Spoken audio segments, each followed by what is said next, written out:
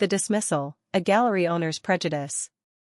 Marcus stood outside the glass doors of Gallery Étoile, clutching his leather portfolio tightly. The sleek building was a symbol of exclusivity, its gold-lettered name glinting in the sunlight. Inside, the gallery was known for hosting the works of renowned artists and catering to wealthy collectors. Marcus had spent years honing his craft, pouring his soul into every brushstroke. Today, he hoped, would be the day his art finally found the recognition it deserved. Taking a deep breath, he pushed open the door and stepped inside. The gallery's pristine white walls and carefully curated artwork exuded sophistication. Soft classical music played in the background, and the faint scent of fresh paint lingered in the air. Behind a marble counter stood Karen, the gallery's owner, impeccably dressed in a tailored blazer and heels. Her sharp, commanding presence matched the gallery's polished aesthetic. As Marcus approached, her eyes swept over him, taking in his casual attire, a neatly pressed button-down, jeans, and well-worn sneakers. The flicker of judgment in her gaze was subtle but unmistakable. "Good afternoon," Marcus said, his voice steady. "I'm Marcus, an artist. I was hoping to speak with someone about exhibiting my work here." Karen's professional smile barely masked her impatience. "Do you have an appointment?" she asked, her tone clipped. "No, ma'am," Marcus admitted. "But I brought my portfolio. I think you'll find my work compelling." Karen glanced at the portfolio, her interest visibly waning. "We're very selective about the artists we feature," she said, folding her arms. "Our clientele expects a certain standard, pieces that are bold, innovative, and from established names. I'm not sure we're the right fit for you." Marcus swallowed the sting of her words, but maintained his composure. "If you could just take a look," he said, opening his portfolio to reveal his first piece, a vibrant painting of a young girl holding a lantern, standing resolutely in a storm. The brushstrokes were bold, the colors alive with emotion. It was a piece that spoke to resilience and hope. Karen barely glanced at it before shaking her head. "It's colorful," she said with a faint smirk. "But it's not what we typically showcase here. Our gallery focuses on modern, conceptual pieces, work that pushes boundaries and challenges convention. This feels more sentimental. Perhaps it would do well in a community art fair or a local cafe." Her words landed like a slap. Marcus closed his portfolio carefully, masking the turmoil churning inside him. "Thank you for your time," he said, his voice steady despite the humiliation creeping over him. As he turned to leave, Karen called after him, her tone vaguely condescending. "Good luck out there. Keep working on your craft, maybe one day you'll find your niche." The bell above the door jingled softly as Marcus stepped back onto the bustling street. He paused on the sidewalk, clutching his portfolio tightly. Karen's dismissive tone echoed in his mind, each word a painful reminder of how easily he had been judged, not for his work, but for who he was and how he appeared. Yet, as the initial sting of rejection faded, a new resolve began to take shape. Karen hadn't truly seen his art, she hadn't even tried. But Marcus knew the value of his work. He had poured too much of himself into it to let one person's narrow vision define him. Straightening his shoulders, he took a deep breath and began walking. This wasn't the end of his story. It was just the beginning. The breakthrough, sharing his story. Back in his small studio apartment, Marcus sat at his desk, staring at the unopened portfolio resting beside him. The rejection at Gallery Étoile weighed heavily on him, Karen's dismissive words replaying in his mind. Her condescending tone and quick judgment had stung deeply, not just because she rejected his art, but because she hadn't even tried to understand it. As he looked around his studio, his gaze landed on the paintings that lined the walls, bold, vibrant pieces that told stories of resilience, hope, and human connection. These works had been his lifeline during difficult times. They were a reflection of his soul, and Karen's dismissal hadn't changed their worth. It was time, Marcus decided, to let the world see them, whether the gatekeepers of the art world approved or not. The social media post. Opening his laptop, Marcus logged into his social media account. His fingers hovered over the keyboard for a moment as he gathered his thoughts. Then, with a deep breath, he began typing. Today, I walked into a gallery carrying years of work, paintings that tell stories of hope, struggle, and resilience. I left feeling dismissed, not because my art lacked value, but because I didn't fit someone else's narrow definition of what an artist should look like. Art is about connection, about touching hearts and telling stories. I believe in the power of my work to inspire and uplift, even if the world isn't always ready to see it. Here are some of my pieces. I hope they speak to you the way they speak to me. Marcus attached photos of 3 of his most cherished paintings. The Lantern Bearer, a young girl standing in a storm, holding a lantern that casts a golden light. Dancing Through Time, an elderly couple dancing in their kitchen, their faces glowing with love and joy.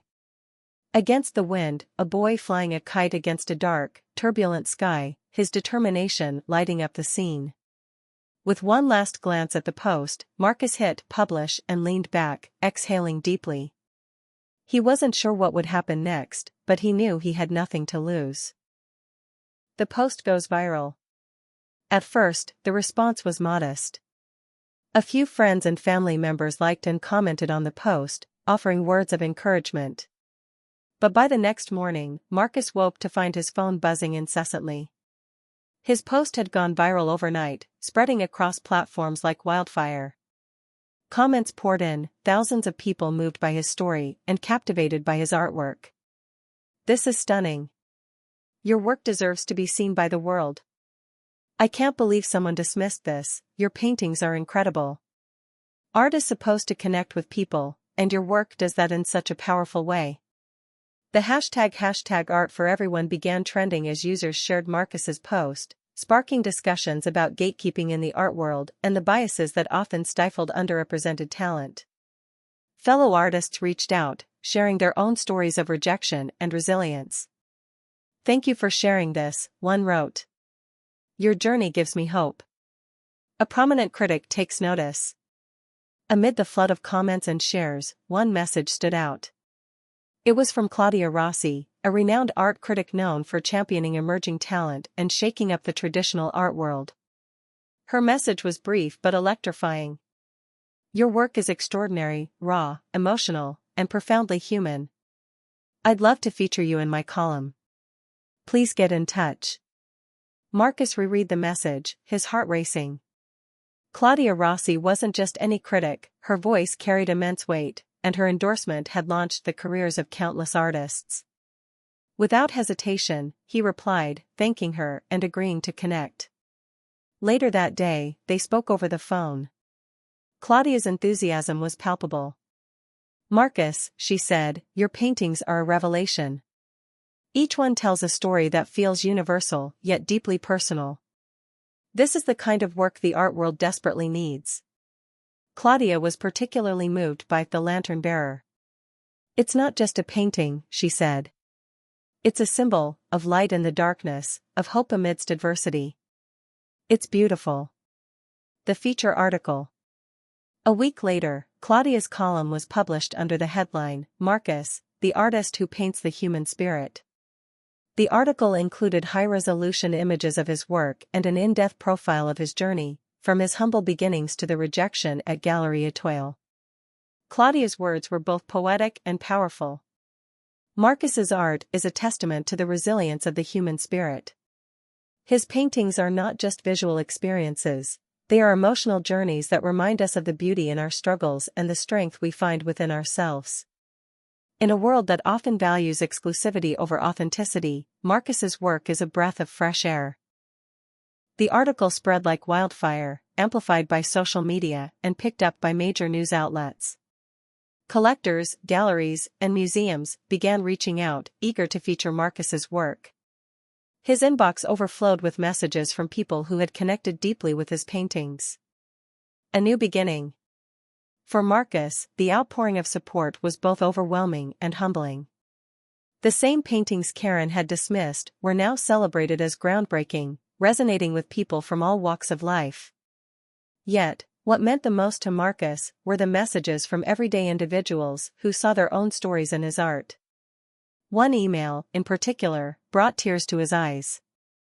It was from a single mother who had lost her job but found hope in the lantern bearer.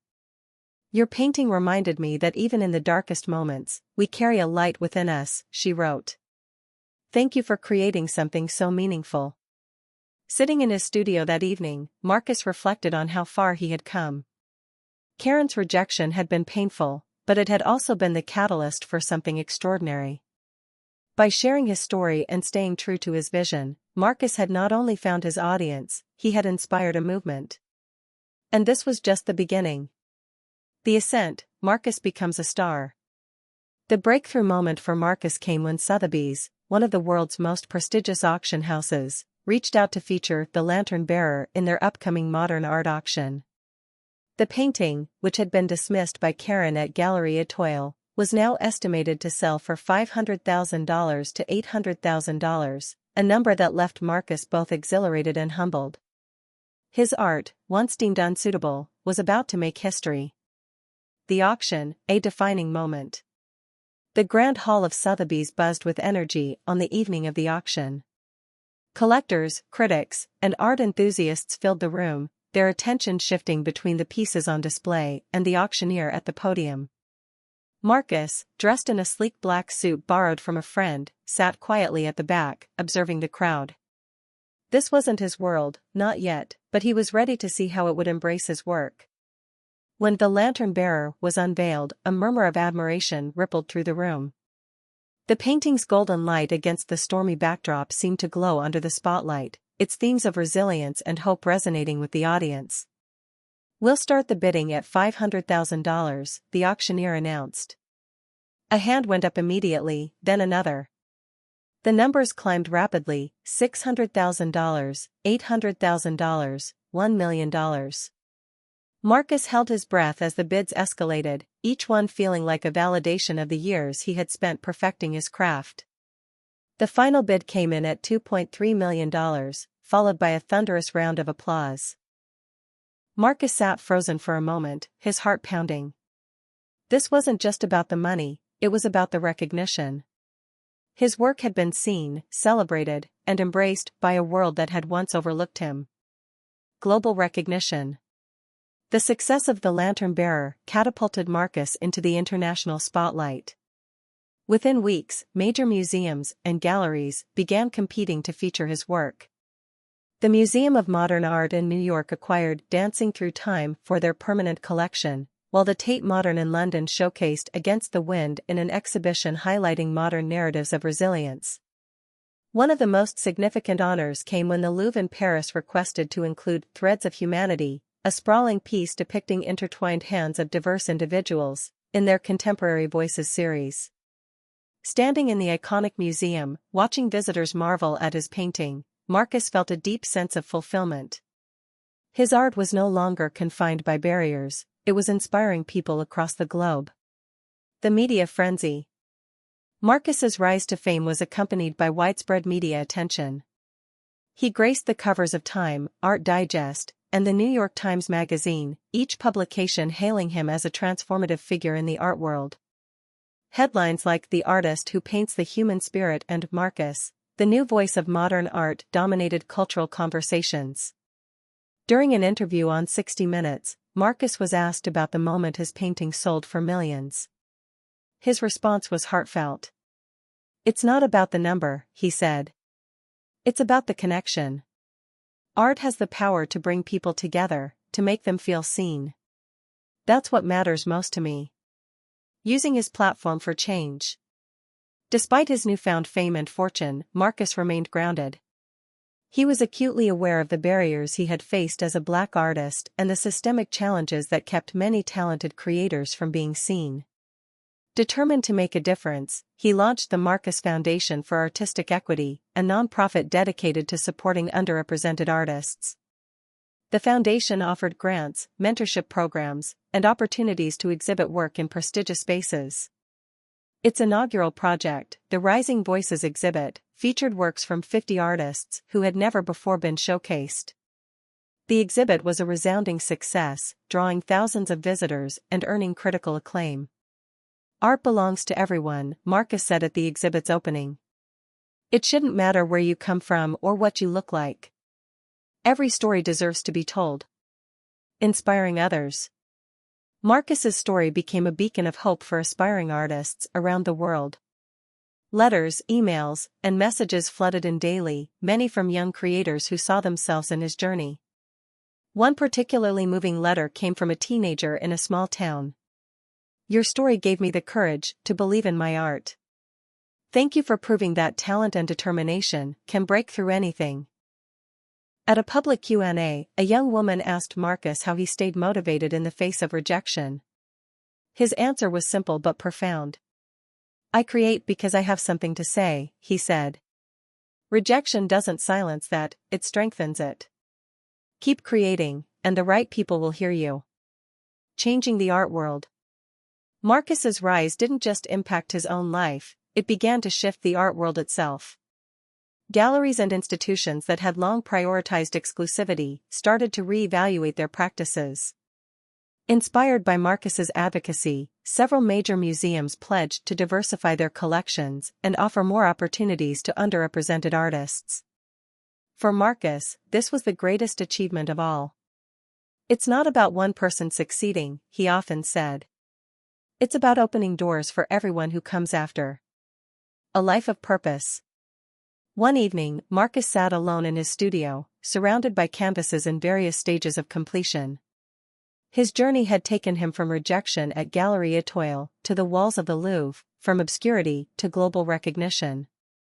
Yet, as he picked up his brush and began working on a new piece, he knew his story was far from over.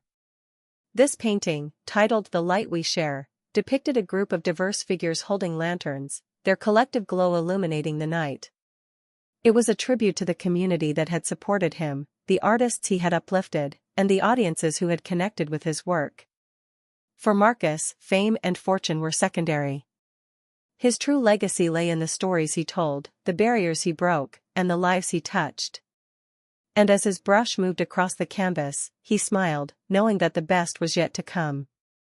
The revelation, buying the gallery. Months after his meteoric rise, Marcus's life seemed like a dream. His paintings hung in the world's most prestigious museums, and his name was synonymous with resilience and artistry. Yet, every now and then, he found his thoughts drifting back to Galerie Étoile. Not out of spite, but out of curiosity. What had become of the gallery that had dismissed him so casually? One afternoon, while scrolling through industry news, a headline caught Marcus's attention. "Once prominent Galerie Étoile faces financial ruin amid leadership struggles." The article detailed how Karen's outdated practices and unwillingness to adapt to changing art trends had left the gallery floundering. Attendance had plummeted, artists had withdrawn their works, and the gallery's reputation was in shambles. It was teetering on the brink of bankruptcy, struggling to stay relevant in a rapidly evolving art world. Marcus leaned back in his chair, a small, contemplative smile playing on his lips. The irony wasn't lost on him. Karen's rigid exclusivity, the very thing that had turned him away, was now her downfall. But instead of reveling in her misfortune, Marcus saw an opportunity. This wasn't about revenge, it was about transformation. The quiet acquisition. Marcus contacted his legal and financial advisors with a clear plan: to acquire Galerie Étoile using intermediaries. He insisted on keeping his identity hidden until the purchase was complete. "Why this gallery?" one of his advisors asked, puzzled. "It's a financial mess." "It's not about what it is," Marcus replied. "It's about what it could become. I want to show that spaces like this can be more than gatekeepers, they can be gateways." The negotiations were swift. Karen, desperate to save the gallery, agreed to sell. The intermediaries framed the deal as a private investor's interest in revitalizing the space. With no other viable options, Karen signed the papers, unaware of who her buyer truly was. The big reveal. A week after the deal closed, Marcus decided it was time to reveal himself. He scheduled a meeting with Karen at the gallery under the guise of a meeting with the new owner. Karen stood nervously in the nearly empty gallery, clutching a folder of paperwork. The walls, once filled with carefully curated pieces, were now stark and bare. The once bustling space felt eerily quiet, a shadow of its former self. She wondered who this new owner could be and what their plans might entail. When the doors swung open, Karen looked up, expecting to see an unfamiliar face. Instead, she froze. Walking confidently toward her was Marcus. Her eyes widened in disbelief, her mind racing to make sense of what she was seeing. "Marcus?" she stammered. What are you doing here?" He stopped in front of her, his expression calm but resolute. "Good afternoon, Karen," he said. "I believe we have some business to discuss." Karen's gaze shifted to the folder he was holding. It bore the logo of the law firm that had handled the sale. Her heart sank as realization dawned. "You're the new owner?" she asked, her voice barely above a whisper. Marcus nodded. "That's right." Karen's reckoning. The weight of the moment pressed heavily on Karen. Memories of their first encounter flooded back, the way she had dismissed him, mocked his work, and sent him away without a second thought. And now, the man she had deemed unworthy was standing before her as the owner of the gallery she had spent years building. I don't know what to say," Karen stammered. "If I had known." "It shouldn't have mattered who I was," Marcus interrupted, his voice firm but not unkind. "What should have mattered was the work. But you didn't give it a chance." Karen lowered her gaze, shame coloring her cheeks. "You're right," she admitted quietly. "I judged you unfairly. I let my prejudice cloud my judgment, and for that, I'm sorry." Marcus studied her for a moment before speaking again. "I didn't buy this gallery to humiliate you, Karen. I bought it because I see potential to turn this place into something meaningful. But that's going to require change." "An offer for redemption." Karen looked up, her eyes filled with uncertainty. "And where does that leave me?" she asked hesitantly. Marcus's tone softened. "That's up to you," he said. "You can walk away, or you can stay and help me rebuild this gallery into something better. But if you stay, things will be different. This will no longer be a space of exclusivity, it will be a platform for artists from all walks of life. It will stand for diversity, inclusion, and respect." Karen hesitated, the weight of her decision pressing heavily on her. Finally, she nodded. "I want to stay," she said, her voice steady. "I want to make things right. Please, let me prove that I can change." Marcus nodded, a small smile breaking through. "Then let's get to work." The first steps of transformation. Karen threw herself into the work of transforming the gallery. She began by reaching out to artists she had once turned away, offering heartfelt apologies and inviting them to showcase their work. Some were hesitant, but others were moved by her sincerity and the gallery's new direction. Together, Marcus and Karen curated exhibits that celebrated underrepresented voices, filling the gallery with art that told powerful, diverse stories. The space, once cold and exclusive, became a warm and welcoming hub for creativity and connection. For Karen, the experience was deeply humbling. She faced her mistakes head-on and worked tirelessly to rebuild her reputation. Under Marcus's leadership, she discovered a renewed passion for art, not as a gatekeeper, but as a champion for artists. A new beginning. One evening, as they stood in the gallery after hours, Marcus and Karen admired the latest exhibit, a collection of works from emerging artists who had never before had a platform. The walls were alive with color and emotion, each piece telling a unique and powerful story. Karen turned to Marcus, her voice filled with gratitude. "Thank you," she said. "For giving me this chance. For believing I could be better." Marcus smiled, his gaze sweeping over the transformed space. "It's not just about second chances," he said. "It's about creating something meaningful. And we've only just begun." In that moment, Gallery Etoile wasn't just a gallery, it was a symbol of redemption, transformation, and the power of art to unite and inspire. For Marcus, it was more than a victory, it was the fulfillment of a vision that art truly belonged to everyone. The transformation, a new era for the gallery. The once exclusive Gallery Etoile was unrecognizable. What had been a pristine but unwelcoming space was now vibrant, alive with art from creators of every background and style. The air buzzed with the chatter of visitors, their faces lit with excitement as they explored exhibits that told stories from every corner of the world. Marcus stood near the entrance, his heart swelling with pride. This was the gallery he had envisioned, a place where all voices could be heard. Beside him, Karen watched the scene with quiet awe. The transformation of the gallery mirrored her own journey, and while the process had been humbling, it had also been deeply rewarding. The offer, a second chance. When Marcus had first offered Karen the chance to stay on as manager, she had been taken aback. After her dismissal of him and his work, she hadn't expected any kind of mercy, let alone an invitation to help lead the gallery's reinvention. "This isn't the same gallery you once ran," Marcus told her. "If you're going to stay, you'll need to embrace a new vision, one that prioritizes diversity, inclusivity, and respect for all artists." Karen hesitated. She knew the path ahead would be difficult. She would have to confront her biases, own up to her mistakes, and work tirelessly to rebuild the gallery's reputation, and her own. But she also saw this as an opportunity to grow, to make amends, and to contribute to something meaningful. "I want to stay," she said. "And I'm ready to do whatever it takes." Karen's reflection and growth. The first step in Karen's journey was reflection.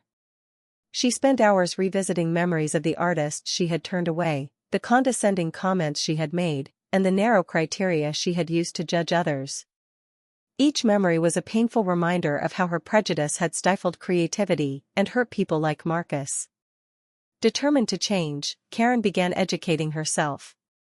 She attended workshops on diversity and inclusion in the arts, read books about systemic biases in the creative world, and sought out conversations with artists from underrepresented communities. The process was uncomfortable at times, but it was also eye-opening. Karen also started listening more, to Marcus, to the artists she worked with, and to the community she hoped to serve. Slowly but surely, she began to rebuild not just her understanding of art, but her relationship with the people who created it. Rebuilding the gallery. Under Marcus's leadership, Karen worked tirelessly to transform the gallery's operations. Together, they reached out to artists who had been overlooked or rejected in the past, offering them opportunities to showcase their work. Karen personally wrote letters of apology to those she had dismissed, acknowledging her mistakes and inviting them to be part of the gallery's new direction. The first exhibit under their new vision, Unheard Voices, featured works from a diverse group of artists, painters, sculptors, photographers, and multimedia creators from all walks of life. The exhibit was a resounding success, drawing crowds from across the city and earning rave reviews from critics. For many of the artists, it was their first time exhibiting in a major gallery. "This gallery has taught me so much," she said. "It's shown me the power of humility, the importance of listening, and the incredible beauty that comes from embracing all voices. None of this would have been possible without Marcus and the artists who trusted us with their stories." When Marcus took the microphone, his words resonated deeply. "Art has the power to change the world because it changes how we see each other. This gallery is proof that transformation is possible, not just for spaces, but for people. Together, we've created something that celebrates the humanity in all of us." The audience erupted into applause, their admiration for Marcus and Karen palpable. As they stepped off the stage, Karen turned to Marcus, her eyes glistening. "We've come so far," she said softly. Marcus nodded. "And there's so much more we can do." A symbol of transformation. In the end, Gallery Étoile became more than just a gallery, it was a testament to the power of growth, redemption, and the belief that art could unite and inspire. For Marcus, it was the fulfillment of his vision. For Karen, it was proof that humility and hard work could lead to greatness. And for the world, it was a beacon of hope, creativity, and connection.